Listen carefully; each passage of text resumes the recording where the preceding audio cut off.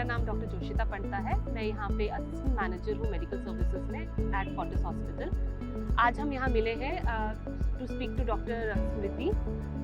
Welcome doctor Smriti. Doctor Smriti हमारे यहाँ पे कंसल्टेंट है in dermatologist and a cosmetic dermatologist and also she is a fellow in paediatric dermatology. So doctor Smriti आज हमारे बहुत सारे क्वेश्चंस हैं जिनके सवाल का जवाब देने वाली हैं। So welcome doctor Smriti here. Thank you, Dr. Joshita, for calling me here. Thank you for taking the time. It's my pleasure that you have invited me, and I would love to answer all the questions. Thank you so much. So, doctor Smriti, आजकल eczema की बहुत बात हो रही है। It's like a common disease right now. So आप उसके बारे में कुछ बोलना चाहेंगे? Eczema actually one of the commonest skin problems है, और ये प्रॉब्लम हर एक इंसान हर एज ग्रुप में जूझ सकता है, चाहे वो छोटा बच्चा हो, चाहे बूढ़े हो, चाहे प्रेगनेंसी में हो, हर एक इंसान को होता है। अगर एक्जिमा को बहुत कॉमनली अगर आप समझें तो इसको डर्मेटाइटिस कहा जाता है। डर्मेटाइटिस मतलब स्किन का इन्फ्लेमेशन। एक्जिमा का कारण बहुत सारे हो सकते हैं, अंदरूनी और बाहरी। कॉमन कारण अंदरूनी में मतलब अगर आपकी फैमिली में एलर्जी की हिस्ट्री, आपकी फैमिली में अस्थमा है, स्नीजिंग, डस्ट एलर्जीज हैं, तो आपको एक्जिमा हो सकता है। बाहरी कारणों में आपको धूप की एलर्जी हो सकती है, आपको पानी की एलर्जी हो सकती है, आपको किसी परफ्यूम की एलर्जी हो सकती है, आपको मेटल की लाइक निकल, कई लोगों को आयोडाइज्ड मेटल सूट नहीं करते हैं, उसकी एलर्जी हो सकती है। और इन सब केसेस में आपको इचिंग सेंसेशन है, क्योंकि इंसान को जब इचिंग सेंसेशन आती है और वो जब उस स्किन को स्क्रैच करके तोड़ देता है तो बनता है एक्जिमा। और एक्जिमा अगर मतलब एक बहुत कॉमन कॉज ऑफ एक्जिमा आजकल भी देखा जा रहा है वो है स्ट्रेस रिलेटेड एक्जिमा, जिसको हम लोग न्यूरोडर्मेटाइटिस कहते हैं। जिसमें मैं सब लोगों को बड़ा कॉमनली बोलती हूँ कि हमने नोट किया होगा जैसे किसी को बहुत ज़्यादा कुछ सोच रहा है तो वैसे उसमें खुजली करता है। तो अगर आज मैं अपनी इस एरिया को खुजली करना शुरू करूँ तो 1 महीने बाद शायद मुझे भी इस एरिया में एक्जिमा हो जाएगा। The idea is to not scratch. अगर आपको इचिंग सेंसेशन आ रहा है, आप कारण पकड़ें, उससे परहेज करें और उसके बाद स्क्रैच ना करें। अगर आप स्क्रैच नहीं करेंगे तो एक्जिमा डेवलप नहीं होगा, और जो एक्जिमा बन गया है उसके लिए हम लोग आपको क्रीम्स देंगे, उससे वो सेटल हो जाएगा। Okay. So ma'am, second question is the teenagers and young adults are often dealing with these problems like acne. So can it be prevented, and what is the best treatment nowadays available for acne? Acne इस teenager as में, adolescent as में जो hormonal changes होते हैं उसका एक normal part है। एक मेरा बड़ा फेवरेट टैगलाइन है जो मैं अपने पेशेंट्स को बोलती हूँ, उसमें मैं कहती हूँ कि जब आपको अपनी स्किन का ख्याल जिंदगी भर रखना पड़ेगा, आपके एक्ने को this is a sign of your youth, so enjoy your youth, because जब आपके पिंपल्स खत्म हो जाएंगे तब आप अपने रिंकल्स से परेशान होने शुरू हो जाएंगे। Right. एक्ने का एज ग्रुप है 15 से 30 साल तक का, जो टीनेजर से स्टार्ट होकर 30 तक रहता है, और फिर रिंकल्स आपके स्टार्ट हो जाते हैं, एजिंग स्किन स्टार्ट हो जाती है। एक्ने अगर आप प्रिवेंट करना चाहते हैं तो आपको ये समझना है कि ये हार्मोनल चेंजेस की वजह से होता है। तो थोड़े एक्ने तो हमें एक्सेप्ट करने पड़ेंगे। सबसे छोटे वाले एक्ने जिन्हें ब्लैक हेड्स और वाइट हेड्स कहते हैं वो इस एज ग्रुप में नॉर्मल है। लेकिन अगर आप बड़े बड़े एक्नेस की बात कर रहे हैं जिसमें पस है, जिसमें पेन है और जो स्कार छोड़ रहे हैं, वो आपके हार्मोनल इम्बैलेंस की चक्कर में होता है। हार्मोनल इम्बैलेंस आजकल टीनेजर्स में ज़्यादा इसलिए बढ़ रहा है क्योंकि उन लोगों की लाइफस्टाइल बहुत सेडेंटरी हो गई है, बैठे रहते हैं, जंक फूड खाते हैं, pizzas, burgers, cakes, pastries normal हो गया है, और फ्रूट्स और वेजिटेबल्स में हर समय मम्मी पापा और बच्चों की लड़ाई। सिमिलरली जो एक्टिविटी लेवल्स हैं वो कम हो गए। मैं बड़े कॉमनली अपने टीनेजर से पूछती हूँ कि पेड़ कितने लोगों को चढ़ना आता है, the answer is 0 in this generation. तो ये सारे कारण हैं जिस वजह से जो ओबेसिटीज़ बढ़ रही हैं, हार्मोनल इम्बैलेंसेस बढ़ रहे हैं, पीरियड्स डिले हो रहे हैं, जिससे पिंपल्स बहुत ज़्यादा बढ़ गए हैं। तो अगर आप चाहते हैं कि हम लोग पूरी तरह से पिंपल्स को ठीक करें तो पहले तो ये जड़ को ख़त्म करना पड़ेगा जिससे हार्मोनल इम्बैलेंस हो रहा है, और पिंपल्स जब आ गए हैं तो उनको ठीक करने के लिए ट्रीटमेंट डेडलाइन है 6 मंथ्स का। पहले 2 महीने में हम लोग पिंपल्स सेटल करते हैं क्रीम से और गोलियों से। उसके बाद हम अगर उसके दाग छूट गए उन पर फोकस करते हैं, और उनको हम लोग क्रीम्स और केमिकल पील्स लाइक प्रोसीजर्स से कर सकते हैं। और लास्ट में है अगर आपके स्कार्स हैं ऑलरेडी तो उसके लिए भी डर्मा रोलर और लेजर्स जैसे प्रोसीजर्स आते हैं। एंड आफ्टर 6 मंथ्स, ये भी मेरा फेवरेट टैगलाइन है पेशेंट को बोलने का, आप अपने डॉक्टर खुद बन जाते हो, आप अपना ख्याल खुद से रख सकते हो, और आपकी स्किन पिंपल से भरी नहीं, साफ सुथरी रहती है। Thank you so much for this. So the next question is, because of the weather changes, the India is much prone to the bacterial infections right now. सो आपका क्या टेक है इस पे, हमें उससे कैसे बचना चाहिए? बिल्कुल सही बात है, क्योंकि इंडिया में ऐसा कहा जाता है 3 टाइप के वेदर होते हैं, हॉट, हॉटर और हॉटेस्ट। स्पेशली जो हमारे इस एरिया की आप बात करें, जितना आप इक्वेटर के पास जाते हैं वहाँ पे सर्दियाँ होती हैं, सर्दियाँ भी गर्म हैं। और अगर हम बॉम्बे की बात करें, वहाँ पे हमेशा ह्यूमिडिटी रहती है। ये गीलापन जो है और पसीना जो है वो हम लोगों के बैक्टीरिया को ग्रो करने का परफेक्ट नाइडस है। अगर आप ध्यान से देखें तो अगर आपने एक बाउल लिया जिसमें आपने खाना रखा है प्लास्टिक का और उसको आपने कवर कर दिया, कुछ दिन में उसमें फंगस लग जाएगी। तो वो फंगस या बैक्टीरिया इस तरह के इन्फेक्शंस को डेवलप होने के लिए करेक्ट एनवायरनमेंट होता है हॉट एंड ह्यूमिड एनवायरनमेंट, जिसमें ड्राइनेस नहीं है और कूलनेस नहीं है। इसके साथ साथ इस वाले वेदर में जहाँ पे भी आपकी बॉडी फोल्ड्स क्रिएट होते हैं, जैसे आपके आर्मपिट्स हैं या आपके थाई फोल्ड्स हैं या आपके नी फोल्ड्स हैं या जहाँ पे भी आपके बाल हैं, उन एरिया में बैक्टीरिया बहुत कॉमनली आपके एग्रेवेट हो सकते हैं। बॉडी फोल्ड्स आजकल ज़्यादा बढ़ रहे हैं क्योंकि लोगों का वेस्ट साइज बढ़ता जा रहा है। तो आप लोगों ने पैंट पहनी, जहाँ पर आपकी बेल्ट है उधर आपके बॉडी फोल्ड है। सिमिलरली अगर आपने नोट किया होगा, ट्रेडिशनल इंडियन ड्रेसेस कॉटन है आपकी, चाहे वो कॉटन साड़ी हो, चाहे कॉटन सूट हो, चाहे कुर्ता पैजामा हो, लेकिन हम सब लोग अभी पॉलिएस्टर फैब्रिक की तरफ शिफ्ट हो गए हैं। इसको फास्ट फैशन कहा जाता है। पॉलिएस्टर फैब्रिक स्किन के लिए अच्छा नहीं है और आप स्पेशली जो हमारे टीनेजर्स हैं जो जीन्स सब में बिलीव करते हैं, 60% उसमें या 40% पॉलिएस्टर होता है, तो वो रगड़न जो आती है, फ्रिक्शन हेयर बेयरिंग एरिया के साथ, और वो बहुत काफ़ी टाइट क्लोथिंग पहनते हैं जिसकी वजह से बैक्टीरियल इन्फेक्शंस बढ़ जाते हैं। अगर आप इससे निजात पाना चाहते हैं तो आप cotton, dry, loose, well fitted clothings पहने। मैं बिल्कुल नहीं कह रही हूँ कि आप बिल्कुल झबला पहन के घूमें, आप वेल फिटेड पहने, पर आपको टाइट फिटिंग नहीं पहनना है। आपको ड्राई रखना है, दिन में 2 से 3 बार अंडरगारमेंट्स को भी चेंज करना है। और स्वेटी प्रोन एरिया है और स्वेट है तो प्लीज़ 2 या 3 बार नहा ले, साबुन की ज़रूरत नहीं है, इवन ओनली पानी से इज एब्सोल्युटली फाइन। दूसरा कारण है बैक्टीरिया के ग्रो होने का is the food that you take, क्योंकि हमारे स्किन में नॉर्मली बैक्टीरिया होता है, उसको ग्रो करने के लिए शुगर चाहिए। तो अगर आपको डायबिटीज़ है और आपका डायबिटीज़ अनकंट्रोल्ड है तो आपका बैक्टीरियल इन्फेक्शन रेगुलर होने का बहुत चांसेस है। इनफैक्ट कितने सारे लोगों में हम लोग as skin specialist first time diabetes को डायग्नोस करते हैं। एक इंसान को बार बार पस के दाने हुए जा रहे हैं, ठीक ही नहीं हो रहे। टेस्ट और पता चलता है कि आपको अनडायग्नोस्ड डायबिटीज़ था। तो इस चीज़ को कभी भी लाइटली नहीं लेते। So, Dr. Smriti, nowadays skin cancer is also very much prevalent. So, what is your take on it? What is the common reason of having skin cancer, and how should it be treated and prevented of? जो commonly skin cancer की बात की जाती है, जो melanoma और ये सब वैराइटीज होती हैं, हम सब लोग इंडिया में बहुत लकी हैं कि हम लोगों की जो स्किन है वो व्हीटिश है, गेहूँई है। और अगर आप बहुत कॉमन टर्म में समझें तो हमारी स्किन है जो सन में टैन होती है, बर्न नहीं होती। हमारी गोरी चमड़ी नहीं है, बिल्कुल गोरी, जो बिल्कुल बर्न हो जाती है, और ये एक्चुअली हमें स्किन कैंसर से प्रोटेक्ट करती है। तो स्किन कैंसर इंडिया में प्रेवलेंट नहीं है, अनलाइक जो अगर आपकी कॉकेशियन स्किन है, मंगोलियन स्किन है, बहुत ही गोरी है, जो बर्न हो जाती है, धूप में लगे और उनके छाले पड़ जाते हैं, वहाँ पर आपका स्किन कैंसर कम होता है। जो 2 टाइप के स्किन कैंसर हमारे इंडिया में देखे जाते हैं वो है basal cell carcinoma, squamous cell carcinoma.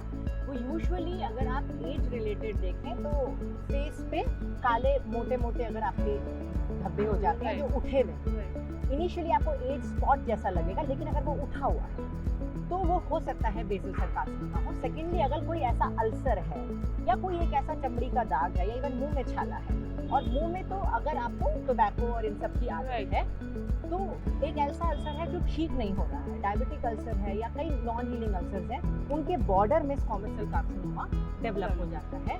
तो कोई भी स्किन में ग्रोथ है जिसमें आपको लग रहा है कि अल्सर बन रहा है या उसका कलर चेंज हो रहा है या उसमें ब्लीडिंग हो रही है या वो ठीक नहीं हो रहा है, उसमें डॉक्टर को टाइमली दिखाना और उसको डायग्नोस करवाना is the first step for prevention.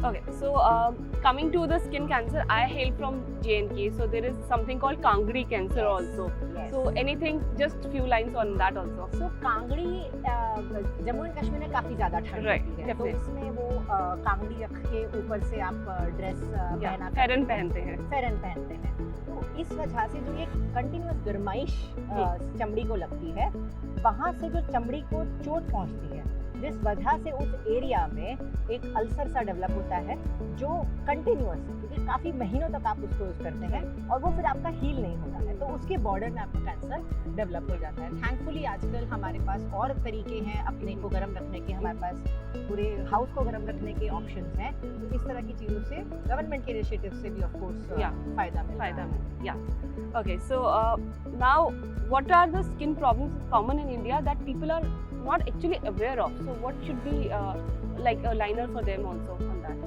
इस मामले में मैंने आपको यही पहले भी जो बैक्टीरियल इन्फेक्शन के वक्त चर्चा करी, एक और कॉमन लाइन जो मैं सारे पेशेंट्स के लिए बहुत ज़्यादा बोलती हूँ कि skin is the mirror of internal body and mind. Skin जो है हमारे अंदर के शरीर का आईना है। हम लोग तो ब्लड टेस्ट के साथ पैदा नहीं होते, तो हमारी बॉडी हमारे को स्किन में सिग्नल्स देती है, बस हमें उसको सुनना है। कई बारी 20-30 साल पहले भी हमारे को स्किन सिग्नल, एग्जाम्पल के तौर पे अगर आपको रिकरेंट बैक्टीरियल इन्फेक्शन, आपको पस के दाने बार बार हुए जा रहे हैं, आपको रिकरेंट एंटीबायोटिक्स खाना पड़ रही है, तो आपके डायबिटीज का साइन है। इसी तरह से एक प्रॉब्लम होती है जिसे कैंडिडा कहा जाता है। कैंडिडा एक तरह का फंगल इन्फेक्शन है जो अंदरूनी है, बाहर से नहीं आया है। ये कॉमनली मुंह के अंदर भी हो सकता है या फिर आपके रिप्रोडक्टिव एरिया में, वजाइना और पेनिस के अंदर हो सकता है या थाइस फोल्ड में हो सकता है, और वो बार बार इंसान को हो जाता है। लालपन होना, जलन होना, ये भी डायबिटीज का साइन है, क्योंकि कैंडिडा को ग्रो करने के लिए भी हमें शुगर चाहिए। इसके साथ जैसे हम लोगों ने पिंपल्स पे चर्चा की, पिंपल्स अगर आपके लोअर फेस में, जॉ लाइन एरिया में हो और नेक में भी जाते हैं, और उसके साथ साथ अगर लेडीज को बाल उग रहे हैं यहाँ पर चेस्ट एरिया में और मिड रिफ में, इसको हम लोग हर्सुटिज्म कहते हैं, और जो लेडीज हैं उनको पैटर्न बाल्डनेस, यहाँ पर गंजापन आ रहा है या फिर यहाँ पर आजकल गंजापन देखा जा रहा है, ये सब हार्मोनल इम्बैलेंस के साइन हैं। हम अगर उनसे काफ़ी हद तक पूछें तो मालूम पड़ता है कि उनकी पीरियड रेगुलर नहीं है और शायद उनको पॉलिसिस्टिक ओवरीज है, या फिर वो लोग इनफर्टिलिटी से जूझ रहे हैं। सिमिलरली जिन लड़कों को बहुत जल्दी गंजापन आ रहा है, मतलब उनके दादा और परदादा को और पापा को तो 40 और 60 में आया था, यहाँ पे 19-19 साल में आ रहा है, उनको डेफिनेटली हार्मोनल इम्बैलेंस है। इसके अलावा स्किन और भी बहुत कुछ बताता है, जैसे एक काला दाग पड़ जाता है नेक में, थिक नेक लाइन हम लोगों ने बहुत देखा होगा, और बहुत ज़्यादा अगर देखें तो यहाँ पर भी काला काला मोटी चमड़ी हो जाती है, जिसको लोगों को लगता है अरे वो तो हमारे ना चेन के घर्षण के चक्कर में हुआ होगा, बट वो कोई ना तो मैल है ना चेन का घर्षण है। ये इंसुलिन रेजिस्टेंस का फर्स्ट साइन है जो हम लोग आजकल 6-6 साल की उम्र में बच्चों में देख रहे हैं, और उसके साथ आ रही है ओबेसिटी। हमें ओबेसिटी को रिवर्स करना है, ये रिवर्स हो जाता है, पर इस कारण को पकड़ना जरूरी है। ओके सो आजकल डॉक्टर स्मृति सनस्क्रीन के ऊपर बहुत एम्फोसिस है, so what is your take on it? Can you tell what is the reason that people are more moving towards sunscreen usage and everything? Sunscreen का प्रचलन जो है वो बहुत ज़्यादा इसलिए भी है क्योंकि जैसे मैंने कहा कि वेस्टर्न कंट्रीज में स्किन कैंसर बहुत ज़्यादा कॉमन है, और स्किन कैंसर सन के यूवी रेज के चक्कर में होता है। इंडिया में जो स्किन कैंसर सन रेज के चक्कर में होता है that is not very common, क्योंकि हम लोगों की वीट स्किन है, गेहूं हुई स्किन है, वो सन रेज के साथ टैनिंग क्रिएट कर देती है, और वो ही टैनिंग हमारा एक प्रोटेक्शन कवच होता है। जहाँ तक मैं इंडियन स्किन के हिसाब से बोलूँ तो सनस्क्रीन हमारे को फोटो एजिंग, जो उम्र के साथ होता हुआ एजिंग साइंस है, जिसे हम लोग रिंकल्स कहते हैं, और मेलास्मा जो हमारे छाइयाँ पड़ जाती हैं, इधर रिंकल्स आना, चेहरा नीचे ढल जाना, ये सब चेंजेस को वो डिले कर सकता है।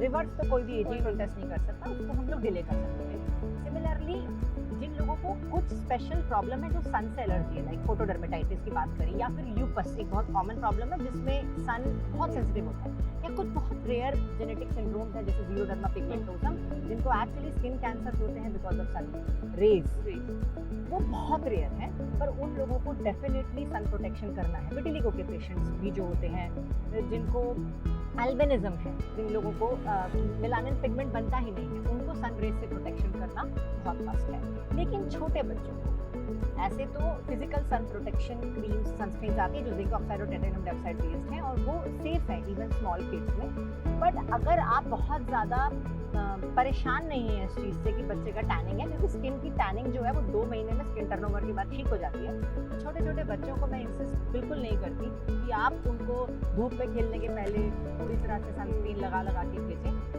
स्पेशली इंडियन स्किन टोन में इसमें इतना इम्पोर्टेंट नहीं है। जहाँ आपकी उम्र बढ़ती जाती है एजिंग को इम्प्रूव करने के लिए, या फिर अगर आप स्किन के ट्रीटमेंट्स में आप पिगमेंटेशन ठीक करना चाहते हैं, तो सनस्क्रीन आपके लिए इम्पोर्टेंट है। सो डॉक्टर स्मृति, आजकल किस टाइप के स्किन डिसऑर्डर्स को आप ट्रीट कर रहे हैं? What type of patients you are seeing today? पिछले 2 हफ्ते से जो हीट वेव आई है उस वजह से सबसे ज़्यादा कॉमन प्रॉब्लम जो हम लोग फिर से फेस कर रहे हैं वो एक तो है हीट इंड्यूस्ड एक्जिमा की, इस वजह से जो भी बॉडी फोल्ड एरिया है वहाँ पर इरिटेशन और रैशेज हो रहे हैं। उसके साथ साथ हाइव्स बहुत ज़्यादा बढ़ गए हैं।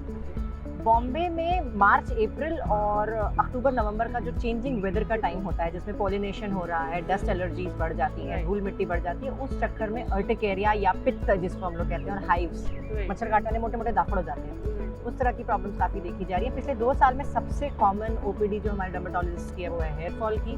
जिसको कोविड हुआ है उसको कोविड के बाद हेयर फॉल हो रहा है, जिसको कोविड नहीं हुआ है उसको किसी ना किसी प्रकार के तनाव के चक्कर में, चाहे वो वर्क फ्रॉम होम कर रहा है रात दिन, चाहे उसकी नौकरी चली गई है, मल्टीपल रीजंस, उस चक्कर में लोगों को काफ़ी ज़्यादा हेयर फॉल होता है। तो ये 3-4 चीज़ें, और ऑफ कोर्स अब फंगल इन्फेक्शन बढ़ रहा है क्योंकि पसीना आ रहा है, तो दांत दराज, रिंगवॉर्म जिसको हम लोग कहते हैं, उसकी प्रॉब्लम हमारे सामने ज़्यादा देखी जा रही है।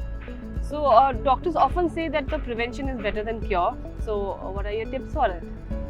स्किन में प्रिवेंशन करने के लिए मेरा सबसे इम्पॉर्टेंट टिप है तीन पॉइंट्स। ओके, सबसे पहला जो हम लोगों ने अभी ऑलरेडी डिस्कस किया अबाउट सनस्क्रीन, तो आप अगर सन प्रोटेक्शन करते हैं तो आपकी आप अपने एजिंग को डिले कर सकते हैं और बहुत सारे साइंस को डिले कर सकते हैं। सनस्क्रीन लगाइए 10-30 मिनट पहले घर से निकलने के लिए और हर 3 घंटे में रिपीट कीजिए। इसके साथ साथ अगर आप फिजिकल सन प्रोटेक्शन कर सकते हैं, specially for younger age group also, जैसे अम्ब्रेला है, कैप है, गॉगल्स है और फुल स्लीव्स के ड्रेसेस हैं, तो फिजिकल सन प्रोटेक्शन कॉम्बिनेशन में आपको फ़ायदा होता है। और दूसरी चीज़ है moisturiser. Moisturiser is the food for skin.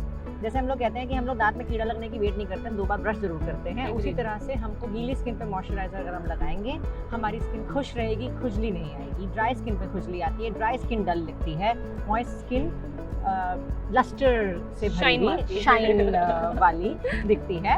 और तीसरी चीज़ है, क्योंकि skin is the mirror of internal body, अगर आप अंदर से स्वस्थ हैं, अंदर से खुश हैं, आपका मानसिक तरीके से आप स्वस्थ हैं और शारीरिक तरीके से स्वस्थ हैं, तो आपकी स्किन हमेशा अच्छी रहेगी। Well said. Thank you so much. So next is more on the skin care topic. So आजकल जो हमारे पास सूरज देवता चमक रहे हैं, तो उसके लिए क्या टिप्स हैं कि what should we do to prevent these tannings and stuff like that? तो इसके लिए आप रेगुलरली सन प्रोटेक्शन और फिजिकल सनस्क्रीन यूज़ करें। उसके साथ साथ स्पेशली अगर आप 25 ईयर्स प्लस हैं, क्योंकि आपको जान के अच्छा होगा पर 25 ईयर्स के बाद जब आपकी ग्रोथ रुक जाती है, आपकी एजिंग साइन स्टार्ट हो जाते हैं। राइट। आप जितना उसमें डिले करेंगे प्रोटेक्शन में, उतने एजिंग साइन ज़्यादा दिखेंगे।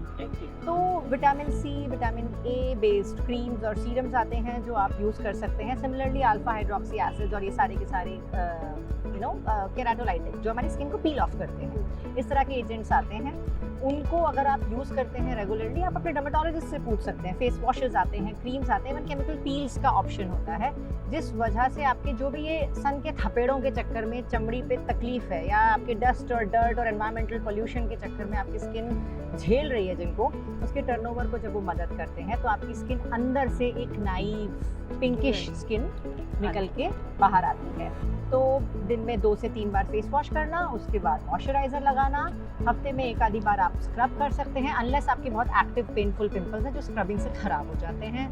सिमिलरली आप अपनी टाइप ऑफ स्किन के हिसाब से मास्क यूज़ कर सकते हैं और डर्मेटोलॉजिस्ट की मदद से आप केमिकल पील्स करवा सकते हैं जो आपकी स्किन को अच्छा सुंदर रखेंगे। Okay, so now we are talking about the products that we are using. So what type of products are used commonly? Because we have a different type of skin for every person. So what are the commonest products that you will suggest for all the skin type people?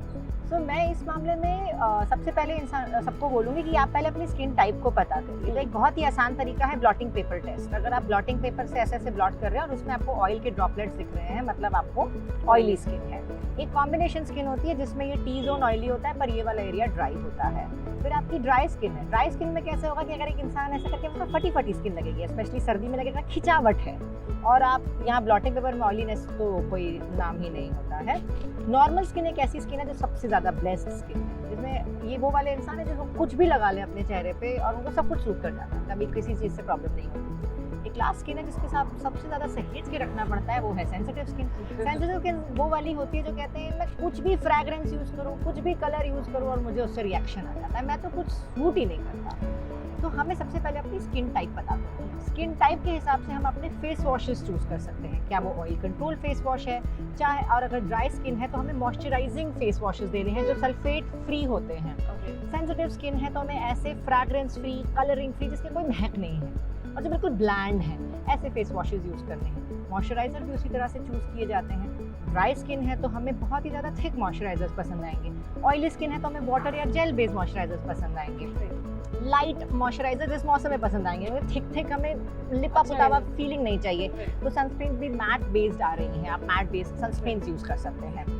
अगर आप basic sunscreen face wash moisturisers पे ध्यान देते हैं तो इससे आपका normally problem solve हो जाती है। फिर कुछ स्पेसिफिक प्रॉब्लम्स आती है जिस पे आप अपने डर्मेटोलॉजिस्ट से डिस्कस कर सकते हैं। So ma'am, right now market में इतने सारे products हैं, we have used so many chemicals are put into. So something you want to tell us that ये वाला chemical तो बिल्कुल मत खरीदना, मतलब ऐसा वाला product तो लेना ही नहीं, something on that. So actually अगर मैं आपको बोलूँ तो वाटर भी H2O केमिकल है।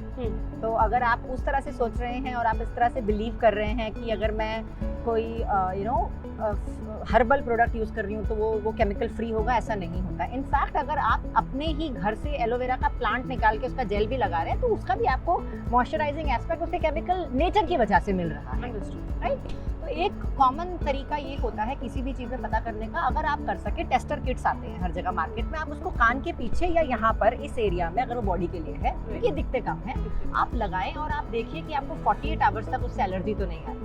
किसी को डिलेड एलर्जी 7 डेज में भी आती है, तो आप 48 आवर्स टू 7 डेज के लिए वेट करें। अगर वहाँ पर इरिटेशन, रैश, रिएक्शन, रेडनेस कुछ नहीं आता है तो आप वो प्रोडक्ट यूज़ कर सकते हैं। बाकी जो ड्राई और सेंसिटिव स्किन है, आई टोल्ड कि सल्फेट फ्री जाना अच्छा है, पैराबेन फ्री जाना इज आल्सो वेरी गुड, और आजकल आ रहे हैं, right. So ma'am, nowadays lemon juices are very much used for a hyperpigmentation cure. So what is your take on it? Like, is it really working or it's just a myth? I have a very simple answer to it. Lemon juice जो है उसको पिएं, right. उसको लगाने की जरूरत नहीं है, वो आपको अंदर से नरिश करेगा क्योंकि विटामिन सी एक्चुअली हाइपरपिगमेंटेशन में हेल्प करता है। इसमें भी कोई शक नहीं है कि लेमन में विटामिन सी होता है जो सीरम्स लगा के या क्रीम्स लगा के हम लोग हाइपरपिगमेंटेशन को कम करते हैं। पर देखिए, बट जब आप ना लेमन जूस को डायरेक्टली लगाते हैं तो उसमें कई बार उसकी फ्रिक्शन की वजह से एक्चुअली पिगमेंटेशन आपका बढ़ सकता है। Okay. सेकेंडली, हमें पता नहीं कि उसका स्ट्रेंथ क्या यूज हो रहा है, तो instead please drink it rather than apply. Ma'am, nowadays people are also believing that oily skin है तो we should not go for moisturizer. So how is it related or it should be like everybody should be using moisturizer? In fact oily skin को और ज्यादा अपना ध्यान देना होता है क्योंकि हम लोग काफी हार्श केमिकल्स यूज करते हैं उसकी ऑयलीनेस को कम करने के लिए, चाहे वो हमारे salicylic acid based face washes हो, चाहे tea tree oil based face washes हो, ये हमारे को ऑयलीनेस को कम करते हैं। ऑयलीनेस और मॉइस्चराइजिंग दो सेपरेट इश्यूज हैं। तो मॉइस्चराइजर की ज़रूरत हर एक टाइप की स्किन को है और हर बार जितनी बार आप फेस वॉश करते हैं आपको मॉइस्चराइजर लगाना है। आप सिर्फ water and gel based use कर सकते हैं। Good. So ma'am, what do you think about this elaborate 11 step or 3 step skin care? So क्या है आजकल बहुत ज़्यादा चल रहा है YouTube पे, so what is that? इसको लेयरिंग कहा भी जाता है। To be very frank, dermatologist सब बहुत ज़्यादा लेयरिंग में बिलीव नहीं करते हैं। इन जनरल 5 और 6 स्टेप्स चलता है। सबसे पहला एक तरीका है, अगर आप एक्चुअली इतना ज़्यादा स्टेप्स में बिलीव नहीं करते, जिसको मिनिमलिस्ट स्किन केयर भी कहते हैं, तो आप एक फेस वॉश, मॉइस्चराइजर और सनस्क्रीन अगर आप यूसेज करेंगे, जो मैंने ऑलरेडी पहले के क्वेश्चन में इलैबोरेट किया है, दैट इज सफिशिएंट। अगर आप लेयरिंग की बात करते हैं तो कुछ लोगों को जैसे अंडर आई क्रीम भी लगानी, तो आप जो फेस क्रीम यूज करते हैं वो अंडर आई में यूज नहीं करते। सिमिलरली आपको कोई प्रॉब्लम है, जैसे आपको ब्लेमिशेस हैं, आपको एज स्पॉट्स हैं, आपको रिंकल्स हैं, उसके लिए आपको कोई क्रीम दी जा रही हैं, आपको पिंपल्स हैं, उनके लिए क्रीम दी जा रही हैं, तो आप अपने सनस्क्रीन और मॉइस्चराइजर्स की लेयर के पहले वो एंटी एजिंग क्रीम यूज करेंगे, अंडर आई क्रीम यूज करेंगे, ब्लेमिशेस के लिए या वो सब यूज करेंगे। इस तरह की लेयरिंग को कहा जाता है। बट यूजुअली ये 5 to 6 लेयर्स होता है और वो छोटे ड्यूरेशन के लिए होता है, जिसको हम लोग एक्टिव ट्रीटमेंट फेज कहते हैं। रूटीनली 11 से 16 स्टेप्स की जरूरत नहीं है। So you would say that these 3 steps are the best skin type routines that we should be following? At least minimally इतना तो जरूर करें तो आपकी स्किन खुश रहेगी। Great. And ma'am, do foreign skincare products really work on Indian skins? इसमें हमारी जो स्किन है वो बाउंड्रीज को नहीं समझती है। इट्स नॉट अबाउट फॉरेन और इंडियन और एनीथिंग लाइक दैट। ये ज़रूर है कि स्किन के जो टाइप है वो हर एक जगह की अलग हो सकती है और ज़रूरतें अलग हो सकती हैं, लेकिन लोग रिसर्च करके आते हैं, उनको पता है कि अगर वो लोग इंडिया में यूज़ कर रहे हैं तो उस तरह की स्किन का है। बाकी हर एक इंसान की इंडिविजुअलाइज्ड नीड्स भी तो होती हैं। आपके इंडिया के अंदर भी हर एक की स्किन अलग है, तो आप इंडिविजुअलाइज्ड स्किन नीड्स के हिसाब से अपने प्रोडक्ट्स यूज करें। So, ma'am, what is the right age to start or stop using the skincare products like aging creams? Aging creams, as I said, 25 to 30 is a good span to start. Creams. Aging creams, as I said, 25 to 30 is a good span to start, and then aging never stops, so you should never stop it. Should never stop it. Great. So, what are the three desi nuskhas that you will believe in and you would like to share with us? I personally believe in मुल्तानी मिट्टी a lot. Okay. तो pimples अगर आपको आ रहे हैं और आपकी skin काफ़ी sensitive है और एंटी एक्ने क्रीम्स काफ़ी एंटी ऑयल होती हैं, तो अगर आप रात को मुल्तानी मिट्टी का हल्का सा पैक लगा दें, वो काफ़ी हद तक आपको सेटल करता है. It's also very hydrating pack. In fact वो ड्राई स्किन पे भी बहुत अच्छा काम करता है. ऑफकोर्स उसके ऊपर से आप मॉइस्चराइजर लगा सकते हैं. और कोकोनट ऑयल हम डर्मेटोलॉजिस्ट का फेवरेट है. हम सबको कहते हैं स्किन पे कोकोनट ऑयल लगाओ, वो बहुत अच्छा मॉइस्चराइजर होता है. स्पेशली जो ओल्ड एज स्किन होती है उन सब के लिए, बच्चों की स्किन है, उनके जेनाइटल में डाइपर रैशेस जो हो जाते हैं, उन सब में कोकोनट ऑयल बहुत काम आता है. बालों में हेयर कंडीशनिंग की तरह कोकोनट ऑयल बहुत अच्छा है. स्कैल्प से थोड़ा दूर रहें. एलोवेरा एक बहुत अच्छा प्लांट है जो आप मॉइस्चराइजिंग के लिए उसका डायरेक्टली यूज कर सकते हैं. These three should be good देसी नुस्खास. And please name something which is some essential products that everyone should invest in. पैसे तो उस पे खर्च कर ही लो. फेस वॉश, मॉइस्चराइजर और Okay. एज के साथ you can use vitamin C, vitamin A serums. Okay, so that's it for today. Thank you so much for joining us. It was nice chatting you and getting all our queries solved on it. Thank you so much, ma'am. Thank you, Roshita. It was my pleasure.